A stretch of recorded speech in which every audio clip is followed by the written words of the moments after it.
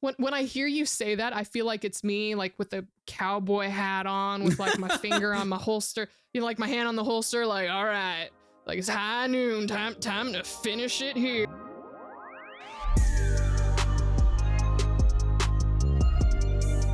We're joined today by Ovilee, and Ovilee, how are you?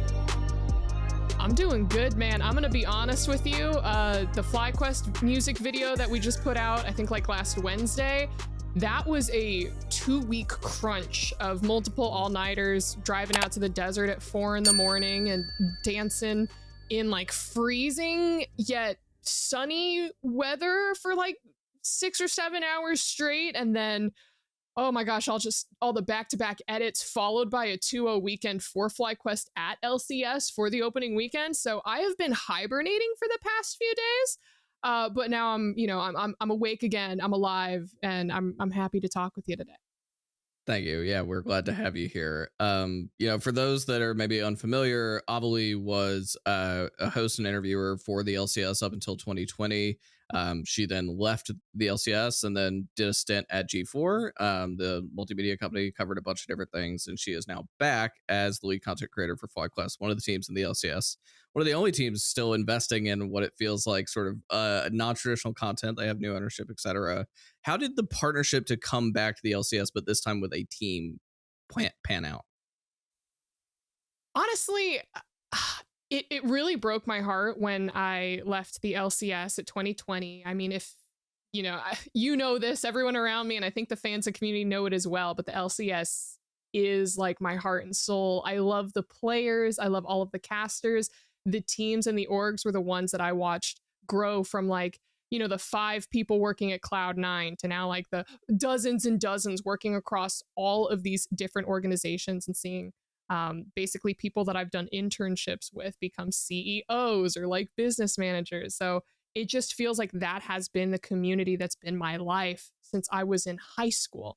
Now a decade later, I get to basically work in all of these different aspects of it. But for the LCS, for coming back to it, it's something that I had clearly always wanted to do, but I knew that if I was going to make my return in any way, it had to be under the right circumstances.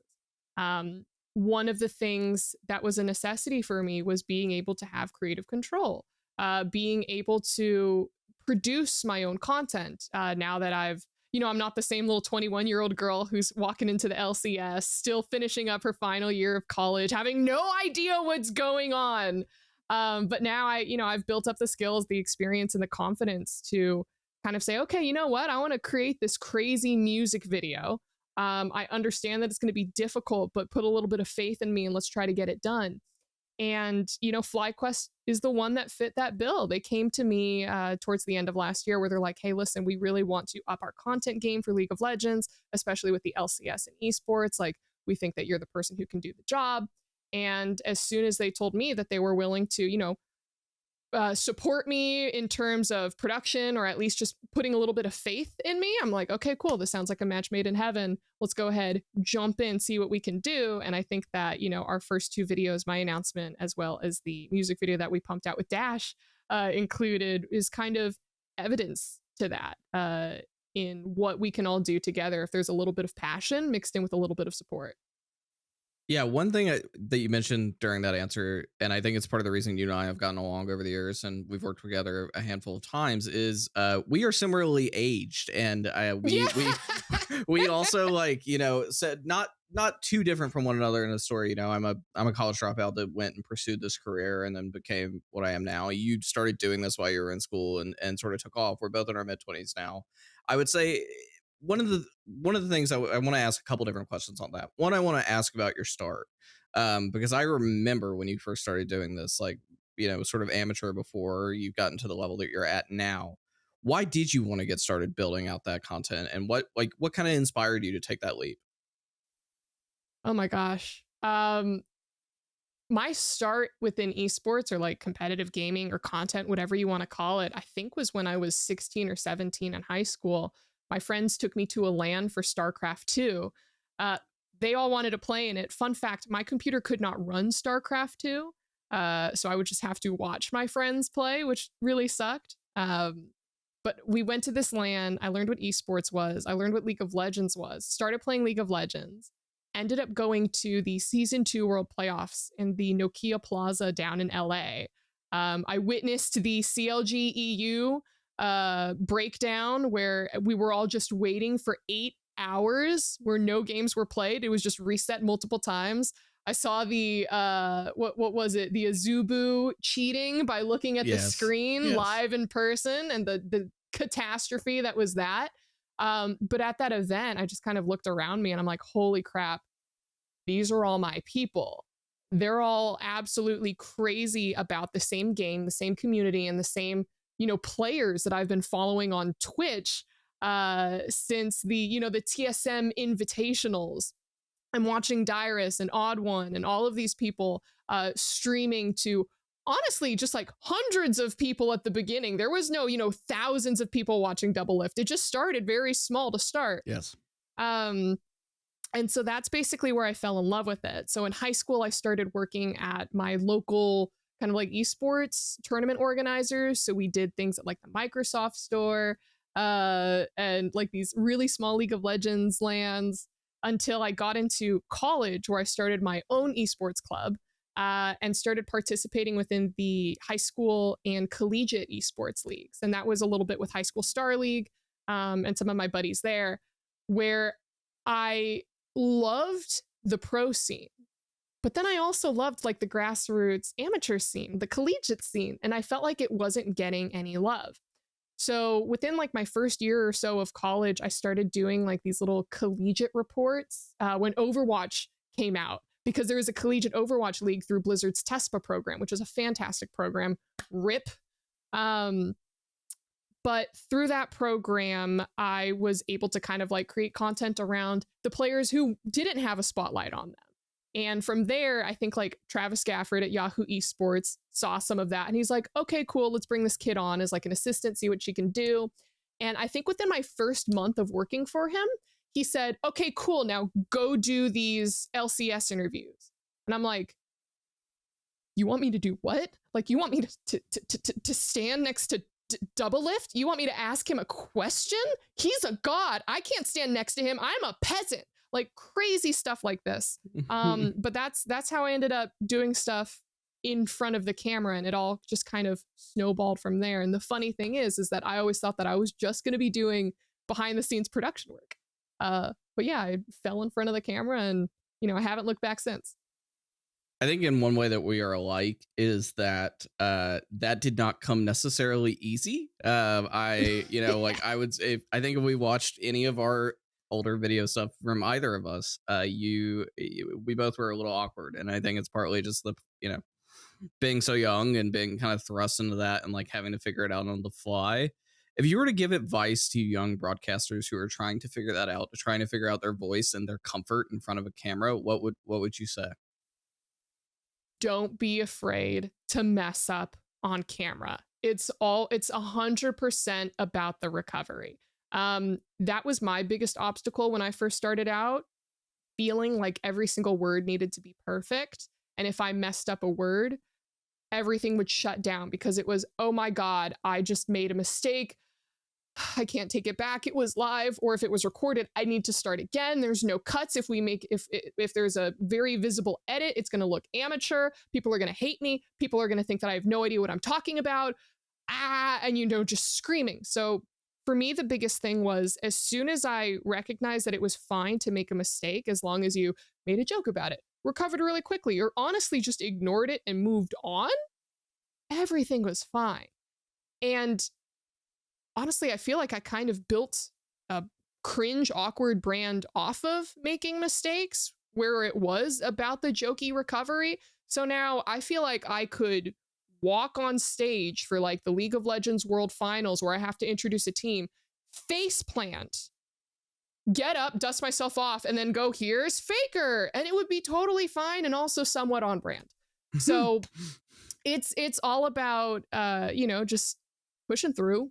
Be yourself, find your own voice, Well, I think that anxiety is totally like warranted, though. I mean, obviously, you just said like you've kind of built a little bit of a brand out of it, which I think you have. You're very good at poking fun at yourself and it like not not being too serious or whatever. Like it's yes, it's self-deprecating, but it's not meant to be that way. Like it's meant to just like kind of roll off the back. You've got your confidence shines through in those moments. But I do think that like the anxiety of that for certain young broadcasters is totally warranted in a world where like, especially on the internet, everything is cataloged, and like people aren't necessarily forgiving about growth or understanding No. of growth. Like they expect you to be, if you're in front of that camera, you are the perfect person. And like, it's like, that's just not how this works, right? Like it does take those reps. No. And I think, yes, the anxiety is very warranted. It is something, unfortunately, that with this type of job, you have to find a way to manage it. You have to find a way to manage and overcome it, because if you continue to have the crippling anxiety through every single show that you take on, every single broadcast that you do, you're not going to love the job. And if you don't love the job, then this probably isn't the field for you. And for me, it was a lot about the using the passion to kind of drive me through it, where it was, trust me, I would be crying backstage for like my first year of working on broadcasts. The first time that I did LCS interviews for Yahoo Esports and Travis, I was crying on the hour-long drive from Orange to Santa Monica because he told me last minute, by the way, I'm not coming, you're doing it alone. And so I'm just shaking and crying in the car on the way to the LCS studios, like after classes or something like that. But as soon as I got in there, like I slapped myself across the face in the parking garage. I walked up there and I said to the media person, yes, I would like an interview with Smithy, please. I did the interview with Smithy, and then everything was fine. Yeah. And after you're able to just overcome that giant chunk of anxiety and take that deep breath and realize, oh my God, the world isn't on fire. I spoke with Smithy about missing a smite. And I'm still alive. He's still alive. Yahoo Esports hasn't crashed and burned yet. Everything's fine.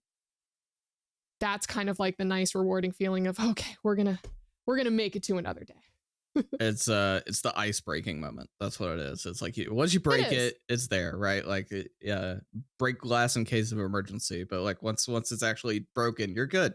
You're good. It's hard though. I think that in our industry, because of the way we socialize, because of the way we interact online, it's very easy for that anxiety to be built up. And I think that the conversation, I have countless conversations with young journalists who like, that's all it is. It's like, you just got to break it. You just got to, jump in the cold pool. It's going to be okay. Once you're in, you're in. So yeah, I think that's good advice. Anyway, thinking about sort of your career, the other thing I wanted to go back to is that you've had to learn a lot in a very short amount of time. And yeah. I mean, and also just like, like there is the traditional path for something like what you do now. I don't want to say it's not completely relevant. That's probably wrong, but it's not the same. Like you would, I think about this a lot. Most people in positions like ours, it's like you go and you do the work at like a newspaper, you do the beat writing, you build that credibility, you get the reps, and then like you slowly climb up the ladder, and like eventually you're the television person, right? That is not the case anymore, especially in a world where like YouTube exists and people are just like content creators from the very jump, right? And I've seen this a lot with a lot of different people and a lot of different topics, but you do have to like kind of, to be successful at this, you do have to sort of like fast track all of that learning in a very short amount of time. And so I'd love to sort of like go a little bit through the beats of you learning those things and the skills that you built up. When you started, what was like the biggest goal that you had on the broadcast side of things? What did you want to learn when you started? When I started within the LCS, or you mean like just with in Yahoo? General. Like just in general, yeah. Just Yahoo, in general. Yeah. So I mean, honestly, just in general, when I started at Yahoo, I thought that I was going to be a little bit more on the production side or more of the producing side. That was, kind of like a self-esteem issue where I believed I had no business being on camera when you have, like the legends like freaking Shocks, right? Where you're just like, you look at Shocks and then you look at me and I'm like, ain't no way. So I was working a lot on kind of like producing. I wanted to learn what it was like to do kind of like social media management, or what does community management look like, or how do you try to up your engagement with the audience. So I was looking at a lot of these strategies while also trying to learn to be on camera. And so I think what kind of ended up happening was I was mixing and mashing the two, where before, listen, you turn on a newscast and the anchor's reading the news and everything, they're not going to ask you what you think of the news, right? Yeah. So if all of a sudden you're doing the LCS interview and you turn and you're talking to the chat really quick, where you're saying like, chat, that was weird, drop the emotes, poggers, pog champ, poggy woggies, right? Like that's weird. No one's really done that. So I think like at that point in time, I was just trying to figure out how to be myself while also being professional. Myself being the weird, the cringe, the awkward, but also the fun that I thought that the scene was kind of missing. The fun that I really loved in the League of Legends community, whether it was like the weird League of Legends ciphers that we would see pop up on Reddit or like the Civ HD stuff, like his videos that were super fun. I wanted that same community vibe and community feel to also get mixed with kind of like the professional and the more, trying to find another word to say professional without saying the word stiff, of kind of like the LCS broadcast and the LCS content sphere at that time. And it was a struggle. But I feel like we kind of got there. Yeah, and I think sort of underlying that too is the fact that there's no template for this. Like there's no Absolutely like perfect answer. And I think that there's the problem I've noticed with esports in particular. I don't know if this is because this industry is full of bad marketers or if it's for some other reason, but this industry, its ability to create and be creative in the media that it is creating is awful. The amount of times I have talked to people that are like, we just want to be the FaZe Clan of this, or the 100 Thieves of this. And it's like, can you just shut the fuck up and be whatever you want to be? Like, be something unique. Think like outside the box. Like 100 Thieves is 100 Thieves. FaZe Clan is FaZe Clan. They do their things in their very particular way to a very particular audience with their very particular talent. Trying to replicate them is a recipe for disaster because you're never going to be them. And kind of in your answer there, you mentioned Shox, and I think that she, especially for women broadcasting in esports, she is like the sort of golden example. She's fantastic at what she does. Absolutely. A great role model, a very sweet person as well. Like is always trying to help other people, and I can always say nice things. Truly, but I think that, and I've kind of dealt with this a little bit, being sort of in the Richard Lewis typecast, is like finding something that's different, finding my own unique voice, finding my own thing. And I think it's hard because I'd love to know if you've experienced this. It's hard because you want to be your own unique thing, but it is scary because there's not like necessarily examples to follow by either. You really are inventing in the dark almost. Yeah, I think for the first kind of like year or two that I was in the LCS, when I jumped in, people would call me Budget Shox. And again, I think there were a couple people who were saying that in kind of like trying to aim it as an insult, like, oh, LCS could never afford Shox, so we've got, the next best thing. But when I started seeing that, that was the biggest compliment alive for me, because I'm going like, oh my God, like even Budget Shox, her name is next to my name. Like, I'm okay with being the budget. It's true. I'm a child. She's a goddess. Like, of course, why wouldn't you call me the budget version? Like, I agree with you. And then I think like after kind of like that year and a half or two of people kind of like referring to me as Budget Shox, they slowly learn that, oh, okay, so even though she's doing some of the interviewing or some of the content like stuff that Shox does, they are still very different in styles, in technique, in kind of like attitude or the way that they do things. Like when you look at Shox and she does a world's interview, it is nothing but elegance, beauty, and grace and accuracy, right? Correct. Like yeah. the professionalism that emanates from her. And then when you look at me doing like an LCS interview or something, it's fun, it's goofy, it's trying to get the players out of their shell. It's probably not as heavy on game knowledge because I just wanted more fun, which again, just two completely different styles. People are going to prefer one over the other, whichever way that is. And people are also going to like either love or despise those types too. But that's the thing. It's like there's more than one person on a broadcast for a reason. It's so that everyone feels represented. Everyone gets to feel like, oh, you know what? I like that person. I don't really care for them so much, but when this person starts to cast, that's when I really get excited for the games.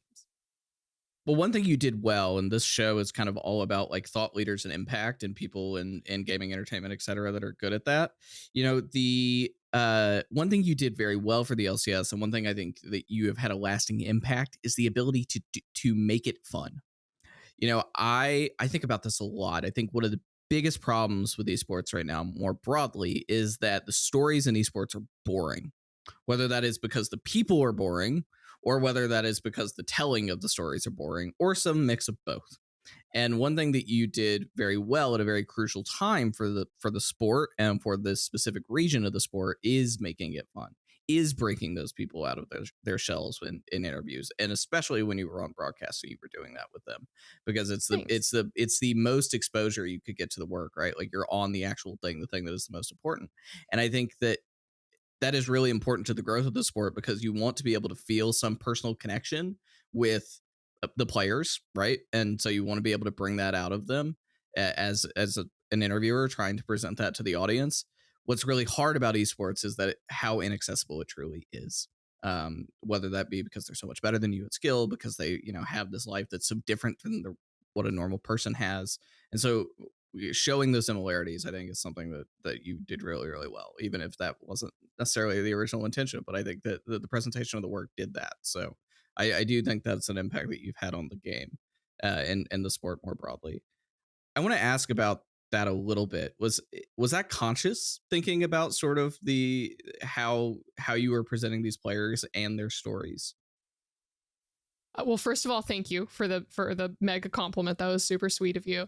In terms of it being like a conscious decision, I honestly don't remember. I feel like I would have to go back in time and shake little young Ovilee and be like, what are you thinking again? Because when I think back to it, I think that I was just trying to have some fun.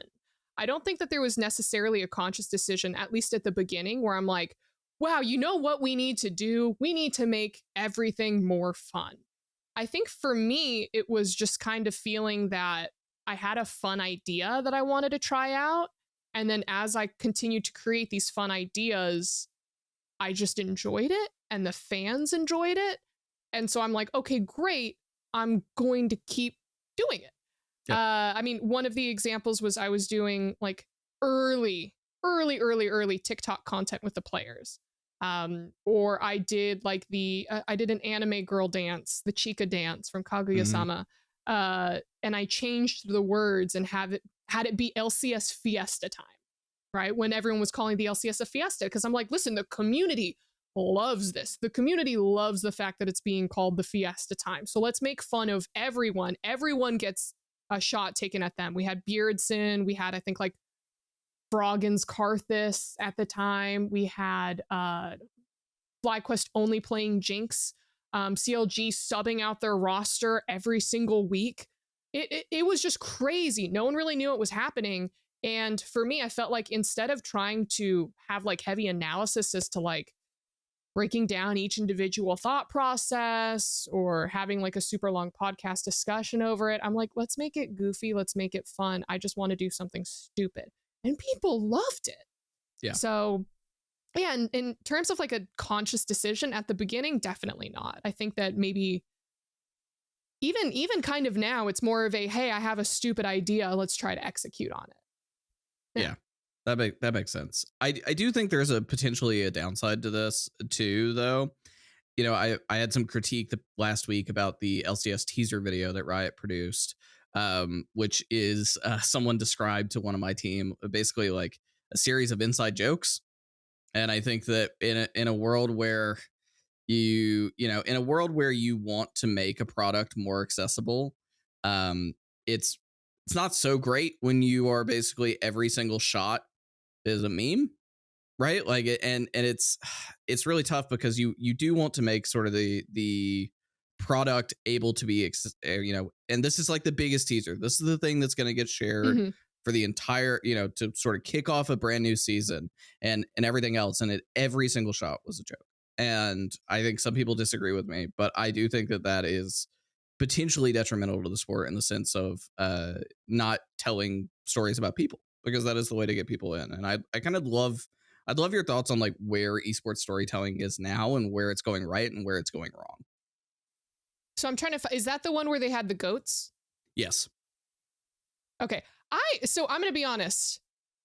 That teaser, I was incredibly happy with because I recognized it as them at least trying to take a step in the fun direction. I totally understand what you're saying about like, oh, well, that's an inside joke or that's an inside joke. So maybe the new fans wouldn't get it or anything.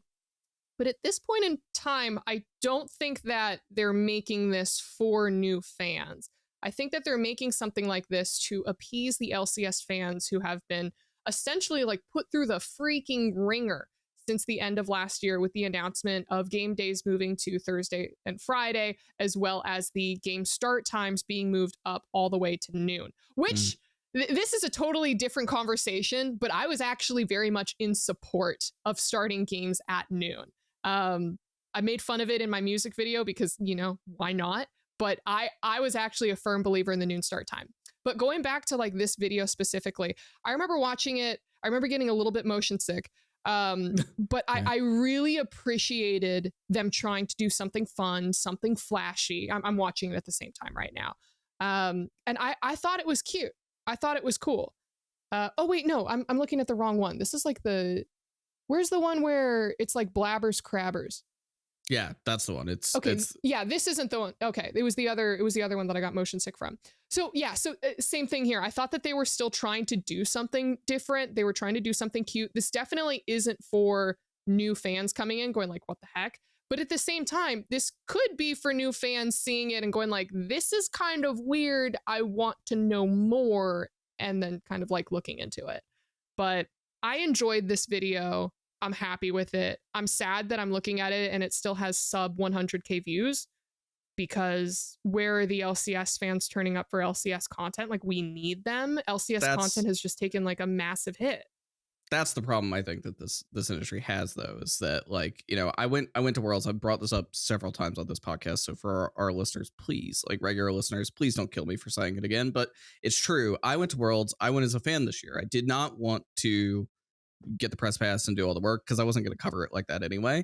But I sat in the crowd with people in Atlanta and I met like a group of guys that were what I would call like the lapsed League of Legends esports fan, meaning they were telling me they were really into LCS in 2013, 2014, and 2015, super into it. But now they are in their mid 30s and they have moved on in their lives and they have, you know, in some cases families, they have jobs, they are, you know, and they're at this event though because it's like regional to them. They are from the Southeastern United States or from the Atlanta area, etc. And here they are at World Semifinals because it's kind of one of the first things that League has done in that area. And talking to them, like, really, I had this like hypothesis around the audience, and I think that they validated it in some ways, that like the audience that was really into this stuff 5+ years ago, and I would include myself in that bundle, have moved on a tad, and there is not new audience coming in. And that is the problem right now that I think esports is facing, is attracting new audience. And again, I think there's so many different reasons for it. I think it's because like generally it's just inaccessible to like have the gaming PC and, you know, the whole thing. You have to like, to be an esports fan, you have to be the person that plays the game the absolute most, right? Like you have to know life this to be a part of it. And like that pipeline is just so different from traditional sports, and you know, which continue to grow in audience size and things like basketball.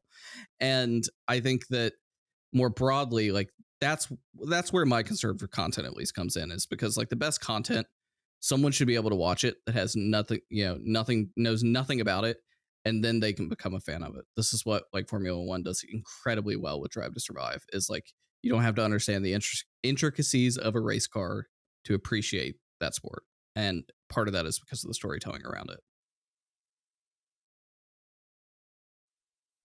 Yeah, I don't have a family right now, but no, I can definitely see that. I've heard the same from a lot of people, where it's, even if you ask the people who have been working in LCS for the past decade, like, cool, how often do you still watch LCS?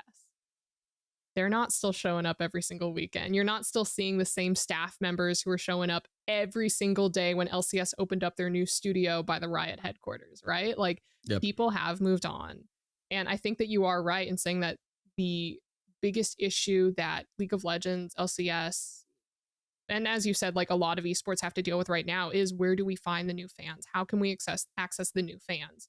And I think that's why LCS is finally trying to do this more fun, more casual exploration of what the broadcast could look like, because clearly the stiff ESPN style Sports Center stuff was not cutting it. Correct. And to be honest, that's something that I have been screaming from the rooftops for the past 3 or 4 years now. I screamed it inside of ESPN, so you're preaching yeah. the damn choir at the moment. Yeah. Oh no, I remember when ESPN flew me out to their Bristol headquarters, and they're like, yeah, so we want to get into esports, and I'm like, don't make a sports center. They did it anyway. Yep. They wanted to do it anyways. Man, I'm glad that they're taking a step in the right direction.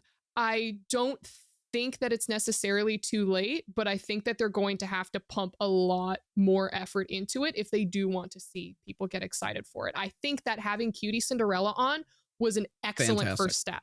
Yes. Excellent first step. I hope that they are paying her like out the butt for being on broadcast. Like, if they are not paying their content creators sufficiently for this, then that makes me a little bit worried, because there's only so much good faith and goodwill that can last, right?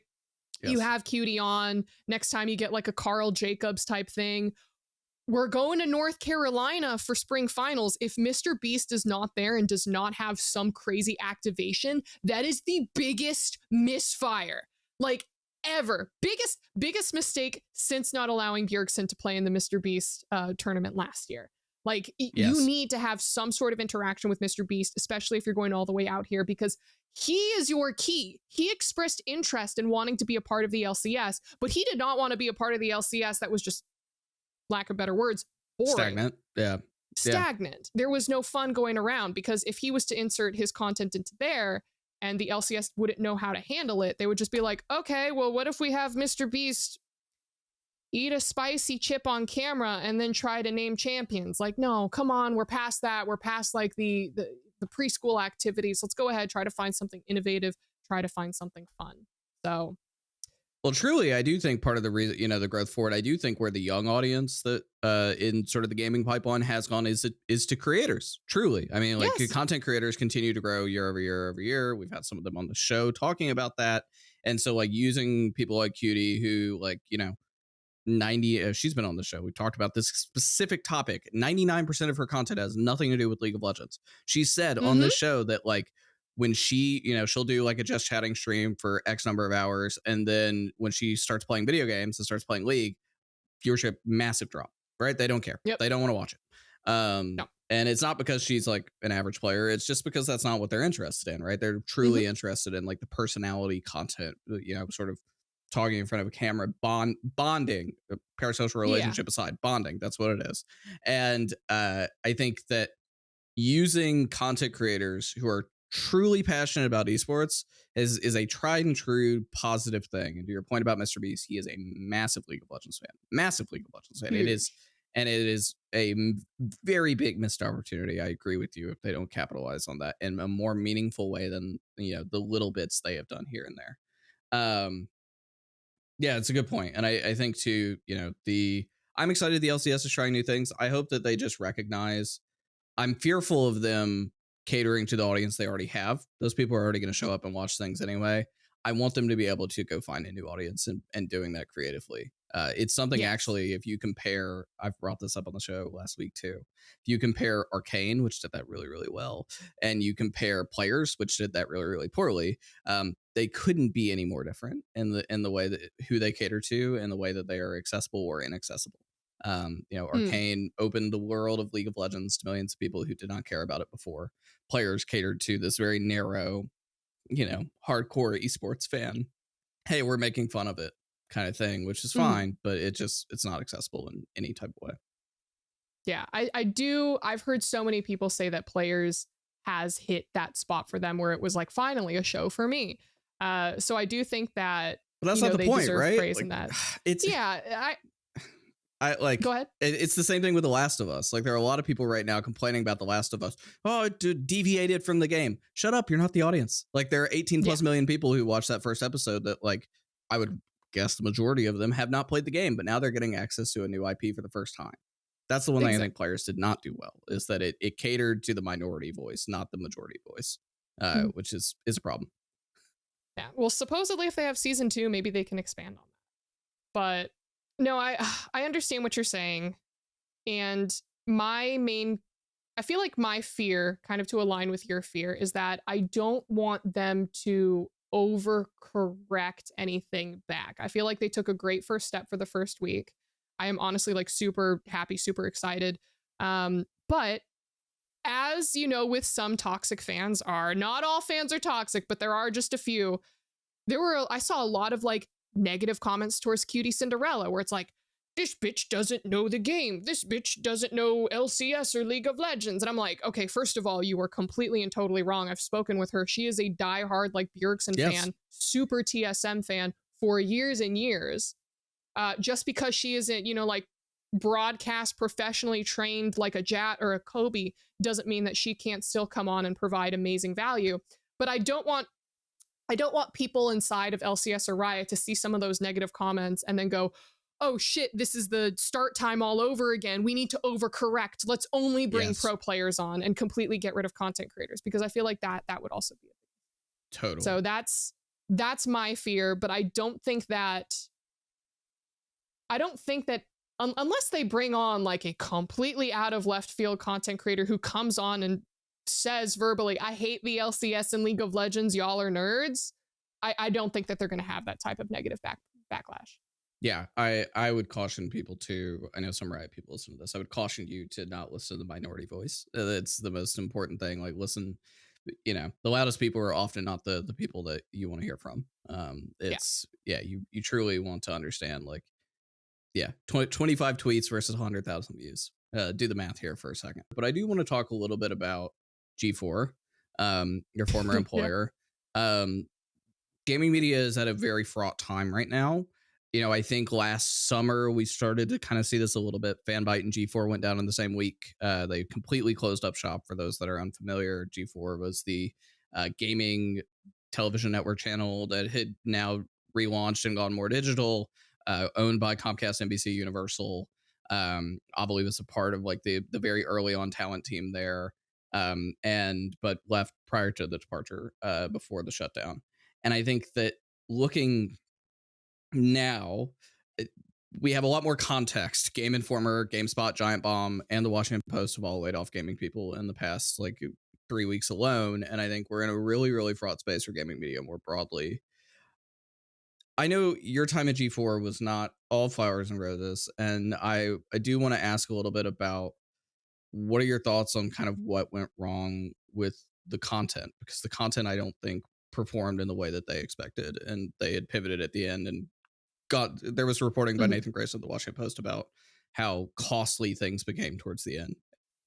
Yeah. So in a sense, I do want to start off by saying that G4 as a concept was freaking phenomenal. And it is still something to this day that I wholeheartedly believed in. That concept being weird, irreverent, pop culture, nerd culture focused style content with faces from the community that you know and love, faces that are legitimately like friends and get along on camera, off camera, and also just want to share their absolute passions with you. So for me, that was anime, it was esports, it was weird cartoons. For people like Kasim G, who was a huge OG YouTuber, his was man on the street style content. It was comic books. It was attending all of these crazy conventions. Like there were a lot of amazing people at G4, and I truly did believe when it was pitched to me. That being said, G4 was probably doomed from the beginning. As soon as they signed the contract for that, what was it, like the huge studio that they had? Yes. And after finding out how many like executives they had with, as you know, executive salaries, expecting to be immediately profitable off of a brand new Twitch channel and a brand new, essentially brand new YouTube channel, it was just never realistic. There were far too many overhead costs. The cost to produce a single episode of like our esports show or Attack of the Show was ridiculous. And I feel like some people's unwillingness to try to make something a little bit more scuffed. So I'm not sure if you saw this, but a couple weeks ago, I did this thing called Ovilee out of my room in my house, where I basically put together a League of Legends tournament with a lot of content creators. I had Flowers over and Raz over, and it was scuffed. We had one microphone. It was echoey. It was on a green screen, but still people liked it. Still people had like a lot of fun with it. I think we're about like 2K views, which isn't a crap ton. I'm going to be honest, I did not make money on it. I spent a lot of money on like my equipment, buying the guys dinner. The guys eat a lot, so there was no money there. But, just making sure that it was a fun time for my community, for the League of Legends community, and for the guys. I would have loved to do that within G4, but there was a lot of kind of like, pro clutching. I don't know the phrase for it, of just like, we need everything to look professional. We need everything to look, very polished, which in my opinion goes very against the entire meaning of G4. So I'm going to challenge this, because I don't believe that our content was terrible. We had fantastic people on our game review team, like Gerard the Completionist and a lot of the writers that he brought over from his channel, The Completionist, putting out these, like, in my opinion, excellent game reviews. I think that they had an issue with, they weren't getting like any new game copies ahead of time until kind of like our second year, or I think like first year. So they were reviewing like older games to try to placate the older audience on like, hey, this is what we missed. But also like in terms of some of our esports content, we weren't allowed to show esports footage or any games. So that was just an issue again from inception, where it's like, hey, how can you be telling us to create an esports show and yet we can't show a single second of League of Legends footage? So, I mean, that was an issue. But honest to God, like, this was nothing on the talent themselves, as we were told that it was going to be a talent focused network. I mean, the shows that Will Neff and Austin Show created, like, they had a sold out, or a venue packed for their Name Your Price show that they held at TwitchCon in San Diego. There wasn't an empty seat in the house. People went crazy for it. They loved the content. It was just never going to sustain a incredibly expensive studio and all of the employees that G4 had. Yeah, I will say, I think kind of two things on that. I do think that some of the content was, I think towards the end, actually kind of finally narrowing in on what might work. Granted, again, extremely expensive when you're paying for like talent's parents fees for some of those creators. Like, there's not a world to like make that money back where it makes sense. And like how much some of those people were reporting, which based off Nathan's reporting was in the seven figures for some of those folks, which is, I'm gonna jump in. There were a lot of inaccuracies in that reporting. I never said it publicly. This is probably the only time I'm going to speak on it. I'm not going to get into details of it, but from that reporting, it seemed like they only spoke with a handful of people. And those were probably the same handful of people that were pretty much against everything that Austin Show and that Will Neff stuff did. So that's, yeah. But I will say, I know for certain that some talent were paid pretty exorbitant appearance fees just to appear on those shows, not even to actually produce or host the shows, which like that does get, outsized cost gets pretty high at the end. I do think, at least with some of the original content, the game reviewing, the gameplay, X-Plays of the world, etc., it's just bygone era of gaming and esports. Like, there's not, it's not what the audience needs. What made G4 so special when we were all younger and it was on television is that, like, the only other website that really existed that covered this type of stuff was GameSpy. It's literally one, right? Like, think about how much web content there is around gaming now and how big gaming is now, right? Like, you really have to find something that's particularly unique, back to what we were talking about earlier, to be successful in the content creation sphere. And like, the name G4 was like great for nostalgia, but like pretty useless otherwise. I think like it didn't necessarily add Yeah. value. It didn't make people go like, oh, I want to watch G4's opinion on this, because like I think so much of the young audience they were targeting doesn't even know what that is or care.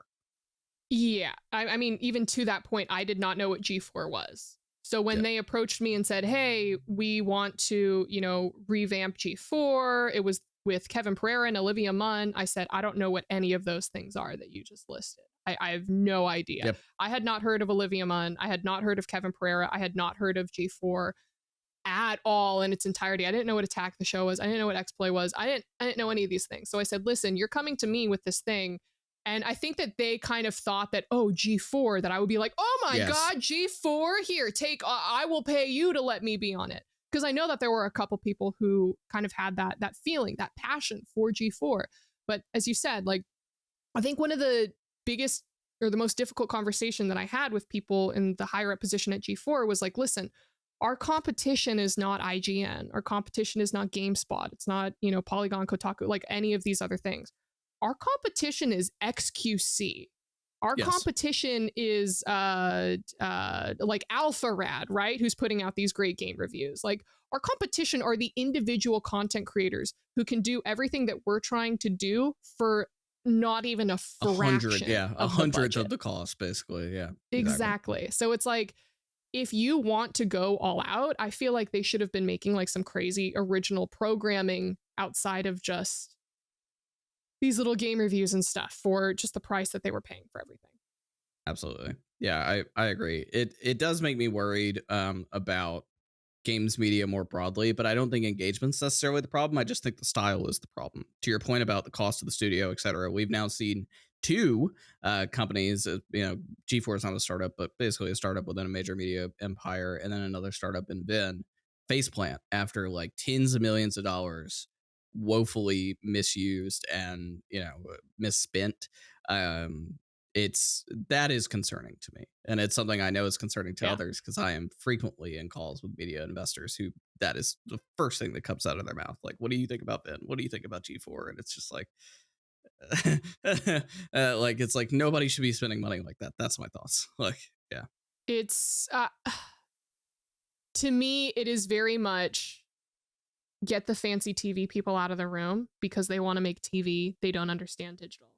I think that I have learned so much from like traditional TV producers. I mean, you're talking about being forced to learn so much in a short amount of time. I am still incredibly grateful for my time at G4, because even though I was put through the ringer for a couple different things, I learned what television production was. I learned what behind the scenes production was. I learned the intricacies of trying to get a piece of content, jumping through all of the different legal hoops, jumping through all the different production hoops, things that esports does not have, but that I know that esports is going to be forced to adapt to pretty soon, just for the sake of professionalism. But I'm now at the point where it's like, I come back and I look at producers that I've worked with in the past, and I'm like, holy crap, in the 2 or 3 years that I've been gone, I've picked up like these freaking decades of experience from all of the crazy crap that I've had to deal with. And I feel like I've aged a decade, but also I can take on and see new, different ways to problem solve for all these crazy issues that pop up in esports that just haven't arisen just yet, but they will. It's coming. Pivoting from that a little bit, we do have our first listener question, which is from Keaton NA. And this is FlyQuest the first LCS organization offer you've received? And if not, what drove you to FlyQuest that other LCS orgs or opportunities did not have? So the answer to that is no. But I mean, timeline wise, it's scattered, because when I left the LCS 2020, so that's like 3 years ago now, I had a lot of different teams, owners hit me up and be like, hey, saw that you left. Come work with us. Come work with us. Come work with us.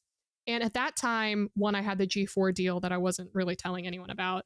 But also, I just kind of wanted to experience what it was to be truly freelance. I wanted to see what I could do on my own. And honestly, I ended up I did pretty well. I started working with a bunch of different clients that I really enjoy working with. I got to explore a bunch of different esports scenes. I started working with Brawl Stars the mobile game, I freaking love Brawl Stars. It's actually so much fun. And the community, they're so young and they're so enthusiastic and passionate. And the broadcast doesn't take itself super seriously. That's my quick little Brawl Stars rant. I love Brawl Stars. But as of recently, like when FlyQuest reached out to me, I wasn't really thinking of taking any team proposals or anything because, again, I was doing really well on my own freelance wise. But when FlyQuest came to me and they said, like, listen, we actually have the backing to help you create some of your fun ideas. We are going to give you the support that you need. If you want access to the players reasonably, like we will give you access to the players. We're building up, our studio. We're starting to really try to ramp up our content in esports and just like our content in general. And we think that you could have a pretty big role to play kind of like vision wise in that. I'm like, okay, you know what? They're telling me that they believe in me. They're telling me that they trust me. They're telling me that they can and have the resources to support me. And the stability is something that I was also very interested in as well. So I'm like, you know what? Hell yeah. Let's go FlyQuest. I like the wholesome org. I like the wholesome vibes. I love the players that they picked up. I have some faith in this. So that's where the FlyQuest deal came from. I did want to ask this earlier, but I think this is the appropriate time to ask this from me really quickly is, does it feel like coming back to settle and finish business?